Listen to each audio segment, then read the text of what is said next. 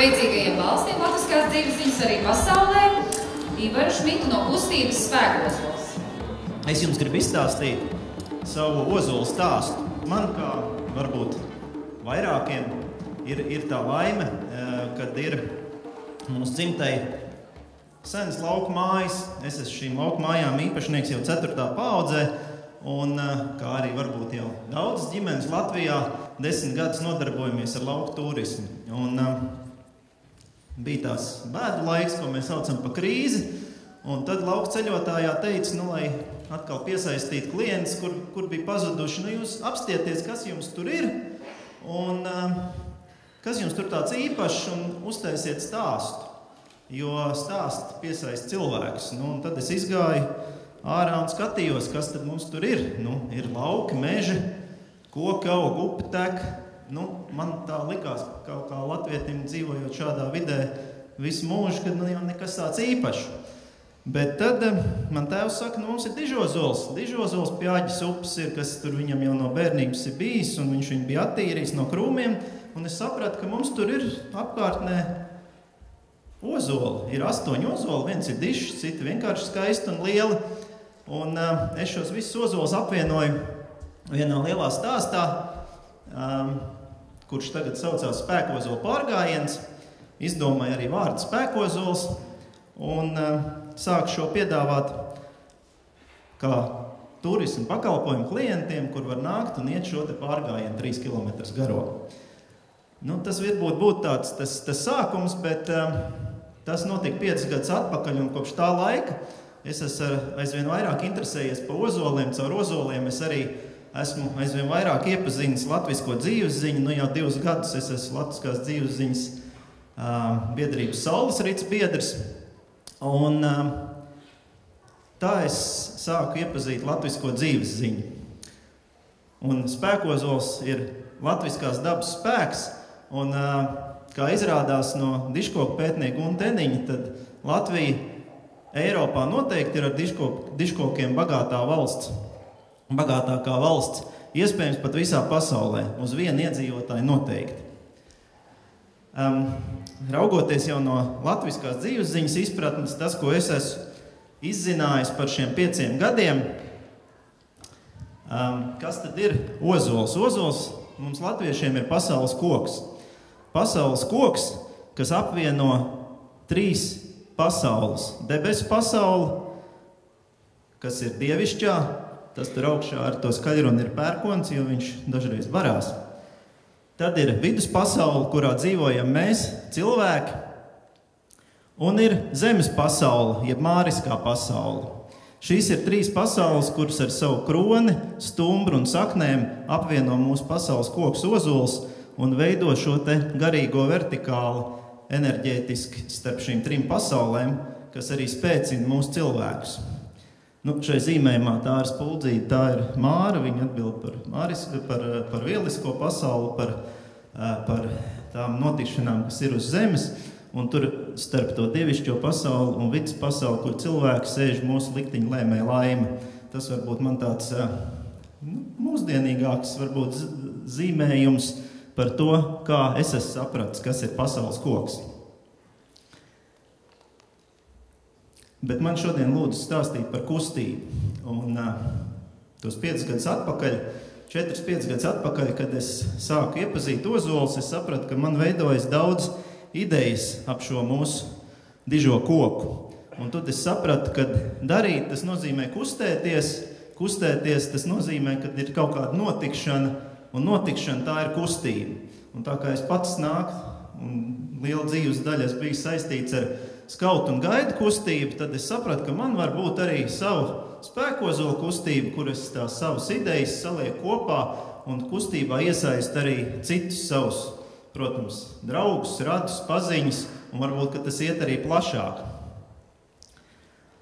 Tad es biju kādā seminārā, tas bija biznesa seminārs, kur stāstīja vispār tādus teorētiskos pamatus par kustību, kā viņu definēt, kā viņai noteikt mērķus. Un tur bija tāds 5 sadaļas, kas katrai kustībai jābūt. Ir jābūt cēlējiem mērķim, ir jābūt ieročiem, ar ko šos mērķus sasniegt, ir jābūt vērtībām, Tad ir jāsaprot, kuri tad ir tie mūsējie, jeb savējie, kas ir šai kustībā, kā arī ir jāapņemās kaut ko darīt, jo katrai kustībai, lai būtu vērtība, ir arī jāapzinās tie un jānosaka tie darbi, kurus tad katrs šīs kustības dalībnieki darīs. Tā nu es nodefinēju, ka cēlais mērķis ir godāt un mīlēt dabu, mūsu ozols, baudīt spēku iedvesmu. Tad ļoti būtisks arī, manuprāt, ir tas, un tas ir tas, ko mēs darām arī šeit šodien, šai latviskās dzīves ziņas pasaules sajietā, nest latvisko dzīves ziņu mūsdienu pasaulē. Ieroči, jeb līdzekļi varbūt labāk, ja? Mīlestība pret dabu, cilvēku un dabas pirmatnējā saikne, kur, mūsuprāt, mūsu tauta ir joprojām ļoti spēcīgi saglabājusi, un folklora kā šīs saiknes apliecinājums. Vērtības. Daba, cilvēks, latviskā dzīves ziņa, valoda un mūsu valodas dialekti, kas, manuprāt, arī ļoti liela vērtība. Un tehnoloģijas, visas šīs te lietas papildinošā saskaņā. Tās ir tās vērtības, kuras es ieliku spēkozola kustības pamatā. Mūsēji ir vienkārši tie, kuriem rūp daba un latvietība. Nav nekāda speciāla reģistra saraksta. Tiem, kuriem rūp daba un latvietība, ir aicināti un jau ir pievienojušies vairākos darbos, par ko es jums arī pastāstīšu, spēkozola kustībā. Nu, un tad apņemšanās, sakop savu spēkozolu, tātad tas ir saistīts ar esošo mūsu dižo skaisto ozolu kopšanu, kas pārsvarā saistīta ar viņu attīrīšanu no krūmiem, iestādīt savu spēkozolu, tātad stādīt jaunus ozolus un dzīvot pēc saules gadskārtām. Nu, to es vēl mācos, tas nemaz nav tik viegli. Jā, mūsdienās, kad ir pilnīgi cits kalendārs lielākā daļā pieņemts. Tad nu, par tiem paveiktajiem darbiem ir spēkozola pārgājiens, ko jau es minēju. Tātad 5 gadus atpakaļ es kopā ar ģimeni draugiem mēs šiem te ozoliem visiem iedevām vārdus. Gan aģis dižozols, gan pērkoņu žuburs. Ir arī randiņu ozols, tāds skaists ozols, zem kur arī viena no mūsu draugiem līdzinājās un kļuva par vīru un sievu. Un, jā, tāds 3 kilometrus garš pārgājiens, ir arī mazais loks 2 kilometri. Tā nav ne taka, ne laipa, bet īsts pārgājiens, kur ir jāuzvelk pārgājiens zābaku un jādodās. Un sākumā šis pārgājiens bija domāts ģimenēm, tagad jau ir tā, ka katru gadu arī pāris impro autobusu atbrauc. Tur gan cilvēki nesaprot, ka tie pārgājiens zābaki jāvelk, ir bijis reizi, ka viņi ar polietilēnu maisiņiem kājās dodās, bet viņi dodās, bauda un iepazīst ozolus. Otra lieta ir baltu meditācija. Mūsu senči agrāk meditēja strādājot. Teiksim, vīrs arot lauku, meditēja darot smagu, bet vienmuļu darbu paralēli var meditēt. Sievas verpjot un aužot meditēja, mūsdienās bieži vien ir savādāk. Tāpēc mūsdienās meditācija, īpaši tiem, kas strādā pilsētās, saistās ar to, ka tā ir prāta nomierināšana, iedziļināšanās sevī un enerģētiska nomierināšanās. Un mēs to varam darīt arī pie ozoliem. Tātad, kā jūs redzējāt, ozols ir tas koks, kas savieno debesis ar zemi, kuram cauri plūst spēcīga enerģija, un šo daļu no šīs enerģijas mēs arī varam izmantot sev, lai līdzsvarotu sevi. Šī nav jauna ideja, to Lielbritānijā un Francijā agrāk, varbūt arī mūsdienās, piekūpa druīdi, un tā ir meditācija kāds 15-20 minūtes pie ozoliem, kur tu atsēžoties pie ozola, iztēlojies, ka tu saplūst ar šo koku. Es to nosaucu par baltu meditāciju. Šī ir arī lieta, ko es stāstu mūsu brīvdienu mājas apmeklētājiem, cilvēkiem izmēģināt pašiem. Nākamā lieta saistīta ar jau jaunu ozolu stādīšanu ir spēkozola birs. Mūsu mājai 11. gadā laukos apritēja 200 gadi, kopš viņi bija minēti arhīvu materiālos, un es uzrīkoju spēkozola līgo nakti, un nākamā dienā pēc šīs līgo nakts mēs ar draugiem radījām nākamā gadā arī ar kolēģiem, iestādījām 3 gadu laikā spēkozola birzi, kurā ir 39 ozoli. Spēkozola birzes ir izvietot šādi te staru veidā, kur galvenā šī dienvidu-rietumu asis ir tās, kur Ziemassvētkos noriet saule. Tagad šie ozoliņi Vidrīša pagastā aug, un es ceru, ka nākotnē šis būs kultūra vēsturisks objekts, kur cilvēki varēs nākt, arī atpūsties, varbūt pieņemt lēmumus, kā Seņš agrāk mums lēmumus pieņēma Birzīs, varbūt arī mūsu valdībai kādreiz kādu viedu lēmumu pieņemot, varbūt ir vērts aiziet uz Ozolu birzi. Redzēsim, kā tas veidosies, bet Ozolu birzi ir iestādīta aug. Ozols es mēģinu sargāt no meža zvēriem, bet es esmu pārliecināts, ka es arī viņus vēl redzējuši jau kuplojam krietni garāks par mani pašu. Un, ja mēs runājam par moderno tehnoloģiju iesaistīšanu latviskā dzīves ziņā vai arī šajā te ozolu izzināšanā, tad varbūt kādu no jums zina, ir tāda globāla spēle, vispasaules saucās geocaching, jeb slēpņošana latviski. Es esmu izvietojis slēpņus 5 ozolos, un tas arī ir veids, kā cilvēkiem atrast tādas ozolas, kas gluži neaug ceļa malā un ko neredz katru dienu. Un te var redzēt to skaitu, cik bieži ir šie ozoli apmeklēti, kopš tas slēpnis tur ir izvietots. Te ir dažādi, Aģis Dižozolā slēpnis jau ir 5 gadi, teiksim, Vēveru ozolā, Krāšņā lielā Zemgales ozolā, šogad ielika pavasarī slēpni un 44 reizes cilvēku apmeklējuši. Tas ir veids, kā izmantojot mūsdienu tehnoloģijas, GPS iekārtām, izmantojot internetā, izvietot tātad informāciju, cilvēku reāli aiziet un apmeklēt un iepazīt ozolus un arī tos stāstus, kas tur ir aprakstīti īsumā. Tad es arī kopā ar savu ģimeni, sievu un draugiem esmu bijis dažās dižkoku ekspedīcijās kopā ar tādu biedrību dabas retuma krātuve, kur joprojām aktīvi darbojas Gunta Seniņš, kas savulaik ar Imanu Ziedonu un Māru Zālīti kopā bija dižkoku atbrīvotāju kustības galvenais aktīvists 70. un 80. gados. Tad mēs esam braukuši, pārmērījuši ozolus, jo īstenībā ļoti interesanti viņi arī katru gadu piebriest resnumā. Un var sekot līdzi tātad šiem te ozoliem un apraudzīt viņus un arī nozāģēt kādu krūmu, kas mēģina ieaugt šo ozolu zaros. Esmu izveidojis arī 5 gadus atpakaļ ozoliem savu mājaslapu. Viena no sadaļām ir arī brīvdienu māja, kur es tur reklamēju, bet visas pārējās sadaļas, kā stāsts par koku karali ozolu, kas ir ņemts no Gunta Eniņa grāmatas, un viņš man laipni atļāva izvietot šo informāciju no savas grāmatas 100 dižākie un svētākie šajā mājaslapā. Tad man ir arī sadaļa par ozolu folklorā un medicīnā. Par šo pašu baltu meditāciju, ko jau minēju, un spēkozolu pārgājienu, kā arī pa Aģis Dižozolu, kas mums tur ir, un aicinājums sakopt savus spēkozolus, par spēkozolu birzi. Par ozolu nelietas nedaudz vēlāk minēšu. Bet galvenais, ko es jums gribēju parādīt, kad interese par ozoliem cilvēkiem tiešām ir liela. 5 gadu laikā ir 21,000 reizi apmeklēta šī mājaslapa. Sākumā tas bija aptuveni 300 apmeklējumu mēnesī, tagad tie ir kādi 500. Tad mēs redzam, šos skaitītāji par valstīm es uzliku 2 gadus atpakaļ. Mēs redzam, ka latviešu valodā tātad ir arī angļu sadaļa, bet to ir apmeklēt tikai kāds 1000 reizes. Bet runājot tieši par latviešu mājaslapas sadaļu, tad redzam, protams, ka no Latvijas ir visvairāk apmeklētāji bijuši, bet tad ir interesanti, kad ir arī latvieši no ASV, no Brazīlijas, kas man visvairāk pārsteidz, no Ķīnas arī.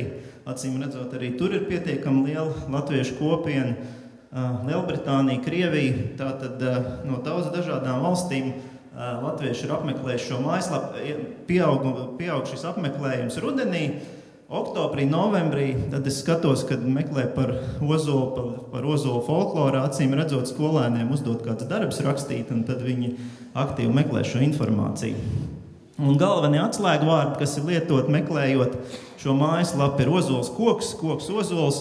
Vienkārši meklēt vārdu ozols, joprojām mums tas reperis ozols lec ārā internetā, bet tāpēc jāliek vārds koks klāt.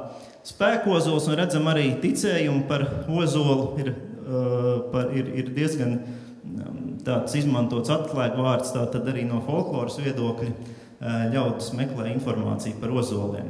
Un noslēgumā pa mājaslapu te ir redzams, no kurām vietām visbiežāk mājaslapa ir apmeklēta.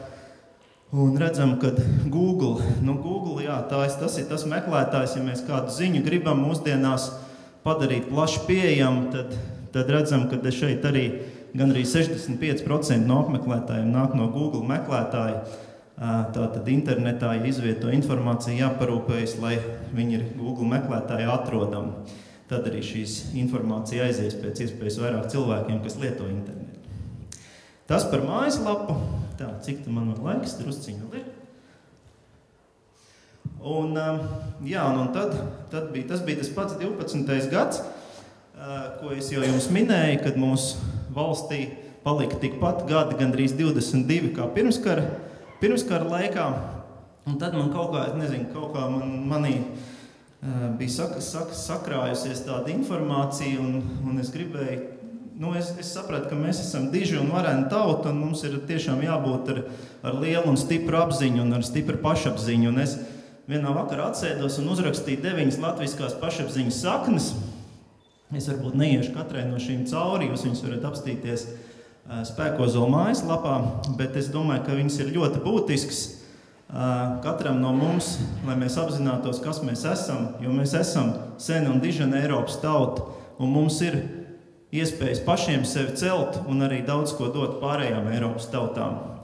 Un visas šīs te latviskās pašapziņas saknes es nosaucu par ozolu nelietas, atbilstoši savai ozolu tematikai. Un šogad Latvijas burātāji izlases jaunieši izvēlējās šo ozolu nelietas kā savu simbolu un mudi. Viņi devās uz pasaules čempionātu burāšanā, tādā optimistu klases, tādas mazas laiviņas, pašas mazākās. Viņiem uz laivām ir uzlīmēts gan aizmugurē šis austras koks ar ozolu nelietas mudi, gan arī iekšā laivās, kad viņi paši burā, viņi uz viņu skatās un iegūst tādu pārliecību par to, ko viņi dara uz ūdens. Un viņiem ļoti ir iepaticies, un kā jūs redzat uz šīm izlases formām, tad šogad bija aizmugurē ozolu nelietas, un jāatzīst, kad vairākiem citu tautu izlasēm šis simbols arī ļoti patīk. Igauni arī ir ļoti iemīlējuši šo, viņiem jau ir uzlīmes sadāvināts, tā kā Igaunija arī ozolu nelietas šur tur jau parādās. Un noslēgumā par kādu nākamo darbu ir saistībā ar ozoliem, tad es un mani draugi paziņas, kas ir Spēkozolu kustībā, iesaistīsimies ozolu stāstos. Ozolu stāsti ir vairāk Latvijā pazīstam cilvēku tāds projekts, par to jūs varbūt izdzirdēsiet tuvākā pusgada laikā, es domāju, mēdījos, kur galvenais mērķis ir tāds, ka uz Latvijas 100 gadi panāk tāda situācija, ka lielākai daļai Latvijas ģimeņu ir gribēšana iestādīt ozolu un arī saprast, ko ozols mums nozīmē. Un šī projekta ietveros jau ir iestādīts daudz zīles, kur aug šie ozolu stādiņi. Līdz februārim taps filma, arī kas tiks televīzijā stundu gara demonstrēta par to, ko nozīmē mūsu tautai ozols ar dažādiem cilvēku individuāliem ozolu stāstiem. Un, kā jau minēju, tad galvenais mērķis ir tiešām radīt izpratni, kāpēc ozols mums ir tik būtisks koks un vairot šos te kokus, lai pēc 100, 200, 300 gadiem Latvijā būtu pēc iespējas vairāk daudz dižu ozolu. Lūk, un, ja jūs gribat satikt Spēkozolu klātienē, tad ir jābrauc uz Vidrižiem, jāmeklē Meģņa mājas vai arī internetā, Twitterī, un var arī meklēt pēc šiem te sociālmēdījos, pēc šiem tēm tur ozolu nelietas, un visiem, tā kā Spēkozols ir šī te sajiet informatīvais atbalstītājs, te es gribētu aicināt visiem, kas šodien izmanto sociālmēdijas un liek kādas ziņas par šo te sajietu, izmantot tēmu tur latviskā dzīves ziņa. Tā mēs varēsim arī mēs un arī citi, kas šeit nav, vieglāk atrast par latvisko dzīves ziņu un šo sajietu arī informāciju. Tālūk, varbūt 1-2 jautājumus var, ja kādam ir. Jautājums par to sākumā bija tāds skaists gadu skaitlis, no kurienes tas aprēķina varbūt dažos vārdos. Jā, tas ir labi. Es tā domāju, kāds pamanīs vai nepamanīs. Jā, es gribēju ar šo te parādīt, ka pasaule varbūt nav tāda gluži kā mums visu laiku mēģina stāstīt, ka viņa nav sākusies tikai 2000 gadus atpakaļ. Šogad ir 13,557 gads pēc Sampo dzirņu sagrūšanas. Šo informāciju es paņēmu no varbūt mums vairākiem zināmās grāmatas Zīmogs sarkanā vaskā, kur grāmatas autors ir aprakstījis to, ka Sampo dzirņu sagrūšana ir tāds, tās ir tāds mitoloģiskas dzirnes, kas ir bijušas saistītas ar laimi, un šīs dzirnes ir tajā tik daudz gadus atpakaļ aptuveni sagrūvušas. Tas varētu būt bijis, kad ir notikusi kāda globāla kataklizma, vai tas bija tas meteorīts, kas te ieskrēja un mainīja zemes asi. Viens variants ir, ka tas ir, kad ziemeļu puslodē atkāpās ledāji. Un otrs ir ledus laika 3. savaites ceturtdiena. Tā ir diena, kas šodien ir pēc mūsu latviskās dzīvesdienas kalendāra. Jā, lūdzu. Minēja, ka viens no mērķiem, kā bija tā dzīvošana, kad saules kalendāri. Kā tā jau teikt? Man liekas, es prie. Kur bija kustības. Jā. Mērķi, ieroči. Mērķi un ieroči, jā. Tā es bišķi apjuku, kurā slēdā tas bija. Jā. Dzīvot pēc saules gadskārtām. Sarežģīti tas ir tāpēc, ka es strādāju laicīgā uzņēmumā, teiksim, lai nosvinētu vasaras saulgriežu, tad, kad viņi jāsvina, jāpaņem brīvdienas. To es tagad arī jau daru pēdējos 3 gadus. Ziemassvētkos ar to vēl var izdarīt, bet pārējās gadskārtās ir tā, ka, ja viņas iekrīt kaut vai darba dienas, mūsdienu darba nedēļas vidū, tad ir sarežģīti tas, ka varbūt tās atvaļinājuma dienas ir beigušās, un otrs, ģimenes ietveros šobrīd man ģimene ir tā sapratusi un arī jau sāk ņemt tās brīvdienas, tad, kad viņas ir vajadzīgas, lai nosvinētu īstos saulgriežus un saulstāvjus. Bet jāatzīst, ka tādā plašākā lokā to izdarīt nav tik viegli, jo cilvēki vēl tās vārstās un gluži varbūt negrib to vienu savu dienu ziedot tādai lietai. Tad to es ar to domāju. Kad ja saliek to saules gadskārtu kalendāru ar Gregoriāņu kalendāru kopā, tad tur tās brīvdienas īsti nesaka. Svētku svinēšanas dienas, jā. Tālūk, labi, paldies, 2 jautājumi bija.